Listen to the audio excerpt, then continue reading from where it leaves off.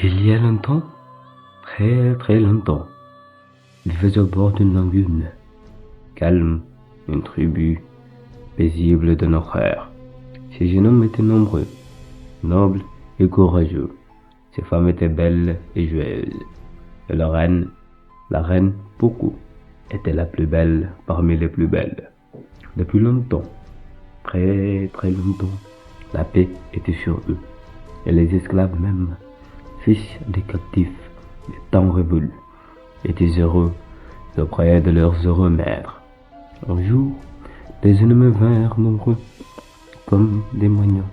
Il fallut quitter les paillettes, les plantations, la lagune poissonneuse, laisser les filets, tout abandonner pour fuir. Ils partirent dans la forêt. Ils laissèrent aux épines leur pagne, puis leur chair.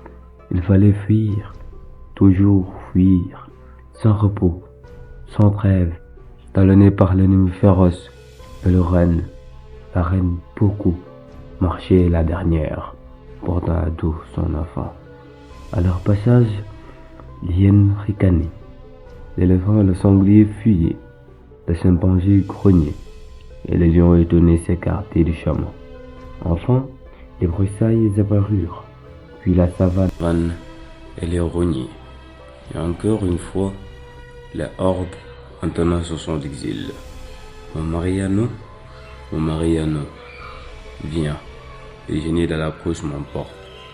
Harassé, exténué, amaigri, ils arrivèrent sur le soir au bord d'un grand fleuve, dont le cours se brisait sur d'énormes rochers.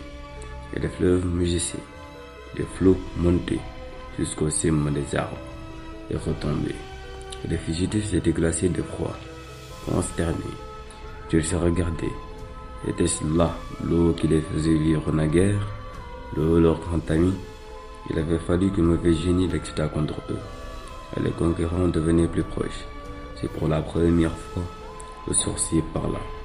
L'eau est devenue mauvaise, dit-il, et qu'elle ne s'apaisera que quand nous lui avons donné ce que nous avons de plus cher. Et le chant d'espoir retentit. Quelqu'un appelle son fils, quelqu'un appelle sa mère, quelqu'un appelle son père. Les belles filles se marieront. Et chacun donnant ses bracelets d'or et d'ivoire et tout ce qu'il avait pu sauver. Mais le sorcier les repoussa d'un pied et montra le jeune prince, le bébé de 6 mois. Voilà, dit-il, ce que nous avons de plus précieux. Et la mère, effrayée, serra son enfant sur son cœur. Mais la mère était aussi la reine. Et droit au bord de l'abîme, il leva son enfant, souriant, au-dessus de sa tête, et le lança dans l'eau, mugissante. Alors, les hippopotames, d'énormes hippopotames, se plaçant les unes à la suite des autres, formèrent un pont. Et sur ce pont miraculeux, le peuple en fuite passa en chantant. Quelqu'un appelle son fils, quelqu'un appelle sa mère, quelqu'un appelle son père, et belles filles se marieront. Et la reine Poku passa la dernière et trouva sur la rive son peuple prosterné. Mais la reine était aussi la mère, et elle put dire seulement Baouli, ce qui veut dire l'enfant est mort. Et c'est grâce à la reine Poku que le peuple garda le nom de Baoulé. Bernard Blier, légende africaine.